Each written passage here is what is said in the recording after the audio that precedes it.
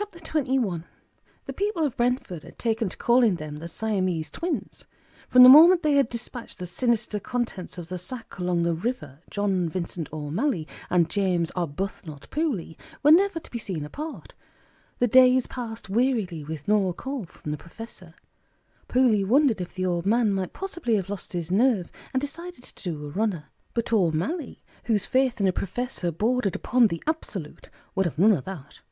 "He's seen too much," he assured Pooley. "He'd not rest till that poor Alex is driven back into the dark oblivion from whence he came." "There was a definite sort of Damocles air to all this," said Jim. "I feel that around every corner something is lurking. Every time a telephone rings or a postman appears, I have to make a dash for the gents." "My own bladder has not been altogether reliable of late," said John dismally. "Talking of bladders, it would appear to be opening time." John nodded. He owned no timepiece, but his biological clock told him to the minute the licensing hours of the county. "A point of large will be favourable." Outside the Swan, a builder's lorry was parked and two swarthy individuals of tropical extraction laboured away at the damaged brickwork with mortar and trowel. Neville, his hand still bandaged from his recent encounter with the professor's impenetrable parcel, put down the glass he was polishing and addressed them with a surly, "What'll it be?" OMalley raised an eyebrow. "Not still sulking over the hole in the wall, surely, Neville," he said.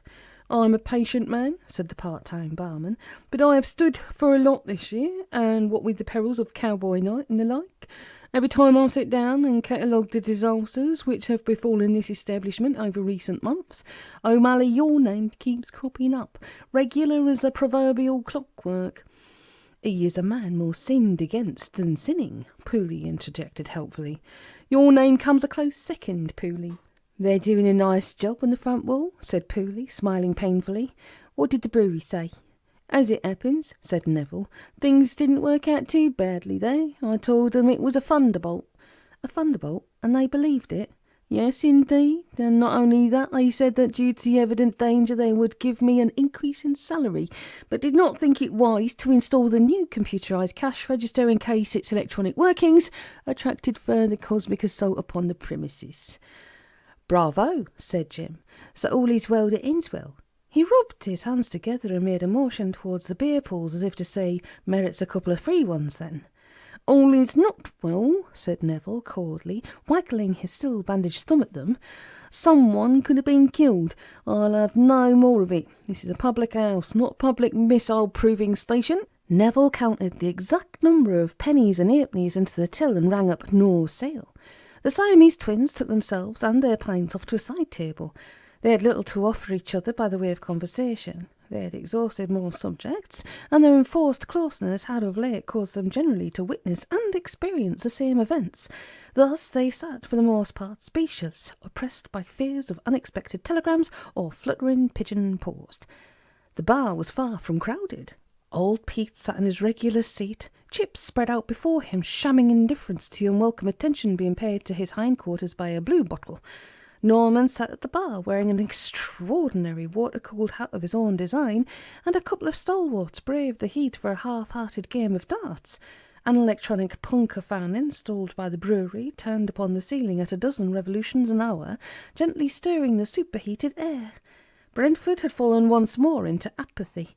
The sun streamed in through the upper windows, and flies buzzed in eccentric spirals above the bar. Pooley gulped his pint. "Look at them," he said. "The town's come to a standstill. We spend the night matching wits with the forces of darkness while Brentford sleeps on. Seems daft, don't it?" OMalley sighed. "But perhaps it's what we're doing it for, just so we can sit about in the Swan while the work goes on outside." "Possibly," said Pooley, finishing his pint. "Another if similar?" "Ideal." Pooley carried the empty glasses to the bar, and as Neville refilled them, he did his best to strike up some kind of conversation with the part-time barman. "So what is new, Neville?" he asked. "How spins the world in general?" "Once every 24 hours, came the reply. "But surely something must be happening." "The boating lake at Gunnersby is dry," said the part-time barman. "Fascinating," said Pooley. "The temperature is up by another 2 degrees. "Oh, good. I am pleased to hear that we can expect some fine weather." "They pulled 2 corpses out of the river at Chiswick, stuck in the mud, they were, when the water went down." "Really?" said Jim. "Anybody we know?" "I expect not. Only person to go missing from Brentford in the last 6 months is so distant, but there was only one of him. Pooley's face twitched involuntarily. It was certain that sooner or later someone would miss old Sorb. No one ever did find out what happened to him then, he asked casually. The word goes that he emigrated to Australia to be nearer to his holes in the poles, and nobody's identified the corpses at Chiswick. No, said Neville, pushing the 2 pints across the bar top. The fish had done a pretty good job on them, but they reckon they must have been a pair of drunken gardeners. They found a wheelbarrow stuck in the mud with them. Pooley, who had raised his pint to his lips, spluttered wildly, sending beer up his nose. Something wrong, Jim? Just went down the wrong way, so. Well, before you choked to death, perhaps you wouldn't mind paying for the drinks?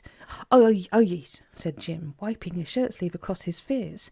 Sorry about that. OMalley had overheard every word of the conversation, and when the pale-faced Pooley returned with the pints, he put a finger to his lips and shook his head. Who do you think they were? Jim whispered. I haven't a clue, and there's no way the captain's going to tell us. But it's the wheelbarrow I worry about. What if somebody identifies it? OMalley chewed upon his fingers. I should have reported it stolen, he said. It's a bit late now. Even if they identify it as yours, there's nothing to tie you to the corpses. We don't know who they were. It's unlikely that you would have killed 2 complete strangers and then disposed of them in your own wheelbarrow. The English guard have no love for me, said John. They would at least enjoy the interrogation. Anyway, said Jim, whoever the victims were, they must have been killed some time before being wheeled across the allotment by the captain and dumped in the river, and we have perfect alibis. We were here at Cowboy Night. Everybody saw us. I slipped out to bury a crate of old snakebelly, moaned OMalley. Only allotment. Pooley scratched his head. Looks like you'd better give yourself up then. We might go down to Chiswick Nick and steal back your wheelbarrow, or set fire to it or something. OMalley shook his head. Police stations are bad places to break into. This is well known. I have no other suggestions, said Jim. I can only counsel caution in the maintaining of the now legendary low profile. We might simply make a clean breast of it, said John. We, said Pooley. Where'd you get this we from? It was your wheelbarrow. I mean, we might tell the police about what we saw. It might start an investigation in what's going on in the mission. I don't think the professor would appreciate that. It might interfere with his plans. Also, the police might claim conspiracy because we didn't come forward earlier. Up at the bar, Norman, who'd quietly been reading a copy of the Brentford Mercury, said suddenly, Now there's a thing. What's that? Asked Neville. Norman prodded at his paper. Wheelbarrowed clue in double slaying. I was just talking about that to Pooley, said Neville, gesturing towards Jim's table. But naught, however, remained to signal that either Jim, Pooley, or John OMalley had ever been there. Naught but for 2 half-consumed pints of large going warm upon the table, and a saloon bar door which swung quietly to and fro upon its hinge. Norman's shop was closed for the half-day, and a few copies of the midweek Mercury still remained in the wire rack to the front door. Jim took one of these and rattled the letterbox in a perfect impression of a man dropping pennies into it. He and OMalley thumbed through the pages. Here it is, said Jim. Wheelbarrow clue in double slaying. Chiswick police leading an investigation into the matter of the 2 bodies found in the foreshore upon the fall of the Thames last week. Believe they now have a lead regarding the owner of the wheelbarrow discovered at the scene of the crime. Detective Inspector Cyril Barker said in an exclusive interview with the Brentford Mercury that he expected to make an early arrest. Is that it? OMalley asked. Yes, I can't see the Mercury's ace reporter getting the Journalist of the Year award for it. But there isn't a photograph of the wheelbarrow. No, either the reporter had no film in his brownie, or the police didn't think it necessary. But early arrest, what do you think that means? The words were drowned by the scream of a police car siren. Driven at high speed, the car came through the red lights at the bottom of the Ealing Road, roared past them and screeched to a standstill 100 yards further on. Outside the Flying Swan, a plainclothes detective and 3 burly constables leapt from the vehicle and swept into the saloon bar. The 2 men did not wait to see what might happen. They looked at each other, dropped the newspaper, and fled. There are many pleasures to be had in camping out. The old nights under canvas, the wind in your hair and fresh air in your lungs. An opportunity to get away from it all and commune with nature. Days in sylvan glades, watching the sunshine dancing between the leaves and dazzling the eyes. Birdsong swelling at dawn to fill the ears, in harmony with the Arcadian spirits of golden earth. At night a time for reverie about the crackling campfire, the sweet smell of mossy peat and pine needles. Ah, yes, that is the life. O'Malley awoke with a start. Something was pressing firmly into his throat and stopping his breath. "Oh, get off! Get off!" These imprecations were directed towards Jim Pooley, whose oversized boot had come snugly to rest beneath O'Malley's chin. "Will you get off, I say?" Pooley jerked himself awake. "Where am I?" he groaned. "Where you've been for the last 2 days, in my bloody allotment shed." Pooley groaned anew. "I was having such a beautiful dream. I can't go on here," he moaned. "I can't live out my days a fugitive in an allotment shed. I wish Yorkshire had never rebuilt it. You must give yourself up, John. Claim diminished responsibility. I will gladly back you up on that." O'Malley was not listening. He was peeling a potato. Before him, a monstrous heap of such peeling spoke most fluently of the restricted diet upon which the two were at present subsisting. "It's spud for breakfast," said he. Pooley made an obscene noise and clutched at his rumbling stomach. "We will die from spud poisoning," he whimpered. "It's all right for you blokes from across the water, but we Brits need more than just plain spud to survive on." "Spud is full of vitamins," said O'Malley. "Full of maggots, more like. The spud is the friend of man." "I should much prefer an egg." "Eggs too have their strong points, but not can in any way equal for vitamins, carbohydrates, or pure nutritional value, God's chosen food, the spud." Pooley made a nasty face. "Even a sprout I'd prefer." "Careful there," said O'Malley. "I will have none of that language in here." "Sorry," said Pooley. "It just slipped out." He patted at his pockets in the hope that a cigarette he had overlooked throughout all of his previous bouts of pocket patting might have made a miraculous appearance. "I have no fags again," he said. "You've got your pipe," said O'Malley, "and you know where the peelings are. There's some particularly choice ones near the bottom." Pooley made another tragic sound. "We eat them, we smoke them, we sleep on them, but the only thing we don't do is talk to them." O'Malley chuckled. "I do," he said. "These lads are not as dumb as they may look." He manoeuvred the grimy frying pan onto the little brick stove he had constructed. "Barbecue spud," he announced, lighting the fire. "Today fritters lightly fried in their own juices, turned but once and seasoned with tiny golden flakes of spud." "I can't go on," said Pooley, raising his voice to a new pitch of misery. 2 days here wondering who'll get us first, the police or that maniac at the mission. I can't go on. It is all too much."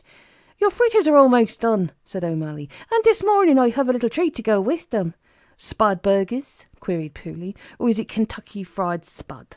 Or spud chop suey?" "You are warm," said O'Malley. "It is spud gin." He hefted a dusty bottle into the light. "I thought I had a few bottles of the stuff left. They were in the bottom of one of those potato sacks. Good place to hide them, eh?" Pooley ran a thoughtful hand over his stubbly chin. "Spud gin, is it good stuff?" "The best, but seeing as you have this thing against spuds, I shall not offend you by offering you any." "It is no offence, I assure you. In fact," Pooley scooped up a spud fritter and flipped it into his mouth. "I'm growing quite fond of the dear fellows." He spat out the fritter and fanned his tongue desperately. "They are better left to cool a while," O'Malley informed him. "Here, have a swig." He uncorked the bottle and passed it to Pooley. Pooley had a swig. "Not bad," said he. O'Malley watched him with interest. Pooley noticed that he was counting under his breath. 9, 10, said O'Malley. "You got," croaked Pooley in a strangled voice, clutching at his throat. Sweat was appearing upon his forehead and his eyes were starting to pop.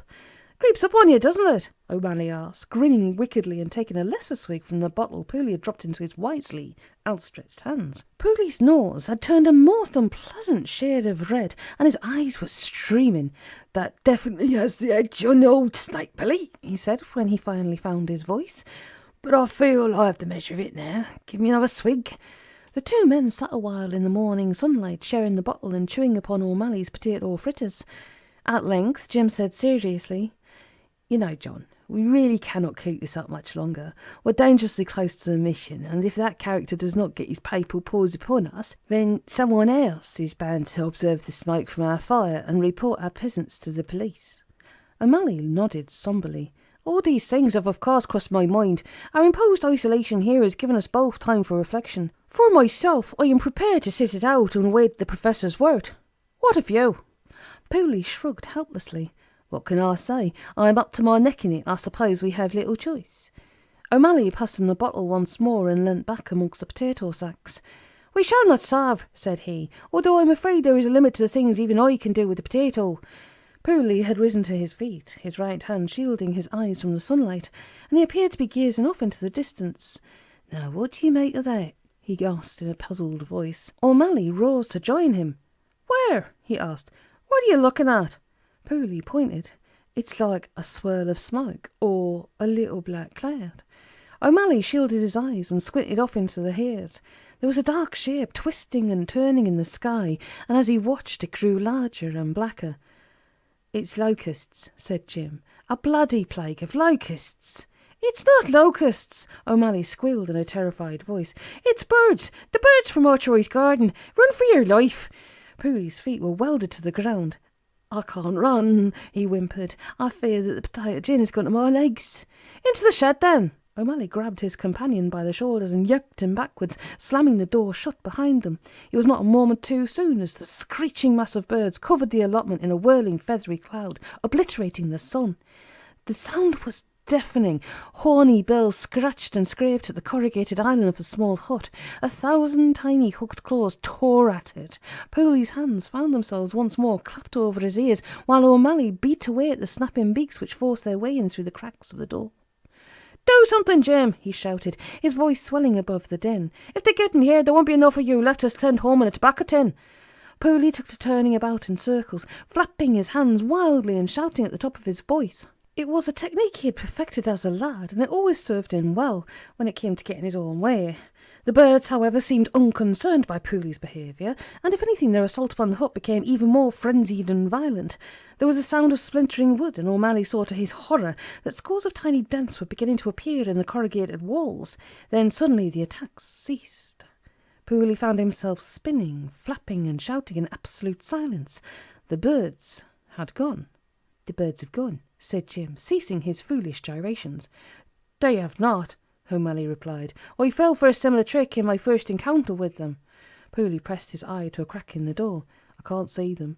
"They'll be around, on the roof or round the back." "Then should we make a break for it?" "That I would not advise." The two men slumped on the potato sack in the semi-darkness. It was cramped, and with the sun beating down upon the roof, it was also extremely hot. "We'll die in here for certain," said Pooley. "Suffocate we will, like rats in a trap." "Don't start all that again," said OMalley, raising his fist in the darkness. Long minutes passed. In the distance the memorial library clock struck 10. Several yards away from the shed, OMalley's bicycle marchant lay in its twisted wreckage, musing upon man's inhumanity to bike and birds' inhumanity to man. Jim struggled out of his jacket and rolled up his sleeves. "Have you any more of that potato gin?" he asked. "Only if I'm going to die, I should prefer to die as I have lived, drunkenly." "Nobody is going to die," OMalley assured him, although to Pooley his voice had somewhat hollow quality. "But I would appreciate if you be persuaded to channel your enormous intellect towards some means by which we might facilitate our escape." He pulled another bottle from the potato sack and handed it to his companion. "You have a lovely turn of phrase, John," said Jim, drawing the cork from the bottle and taking a large swig. He passed it back to OMalley, who took a sip and returned the bottle. "How does one drive off birds?" he asked.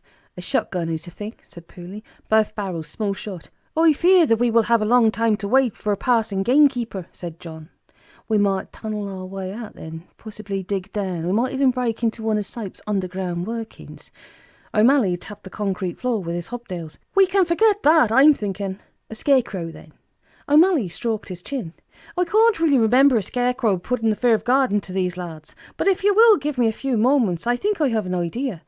The memorial library clock struck the half-hour, and within the small hut upon the allotment, Jim Pooley stood wearing nothing but his vest and underpants. "Don't you ever change your socks?" OMalley asked, holding his nose. Jim regarded him bitterly in the half-darkness. "Are you sure this is going to work?" he asked. "Trust me," said OMalley. "The plan is simplicity itself." Pooley chewed upon his lip. "It doesn't look very much like me," he said. "I'm hardly that fat." His remarks were addressed to the life-size dummy OMalley was fashioning from Pooley's garments. He had knotted the sleeves and trouser bottoms and stuffed the thing with potatoes. "We've got to get a little weight," said John. "How is the head coming?" "Splendidly as it happens," said Jim. "I like to pride myself that given a turnip, which I am disgusted to find that you had secreted from me for your own personal consumption, and a penknife, I am able to model a head of such magnificence as to put the legendary Auguste Rodin to shame." Pooley passed across his sculptured masterpiece, and OMalley wedged it firmly between the dummy's shoulders. Very nice, he said. Very nice if it fools the birds. It will, said OMalley. Have some faith in me, would you? But what of me? Pooley complained. I shall be forced to run through the streets in my underwear. I thought of all that. Leave it to me, and the battle's ready.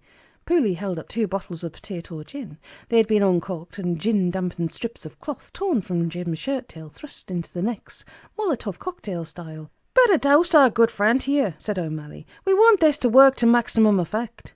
Pooley took up the last bottle and poured it over the dummy. Right. OMalley held the dummy with one arm and made the sign of the cross with the other. That is very comforting, said Jim. We only get one chance at this, Pooley. Don't mess it up, will you? Pooley shook his head. Not I, but it seems a tragic end to a good suit. I will buy you another, said OMalley. What with? You have no money. You are wearing my other suit. You may have my fair isle jumper and cricket whites. Bless you, said Jim Pooley. OMalley edged open the hut door. All was still upon the allotment. The relentless sun beat down upon the parched earth, and in the distance a train rolled over the viaduct. Now as ever, said OMalley firmly. Gripping the dummy, he flung it forward with as much strength as he could muster. There was a great ripple in the sky above the hut, and down upon the dummy in a squawking, screaming cascade. The birds fell in full feathered fury. Pooley struck his lighter and set flame to the strips of shirt-tail. Throw them! Screamed OMalley. Pooley threw them. There was a double crash, a flash, and a great flaring sheet of flame engulfed the feathered horde. Without looking back, Pooley and OMalley took once more to their heels and fled.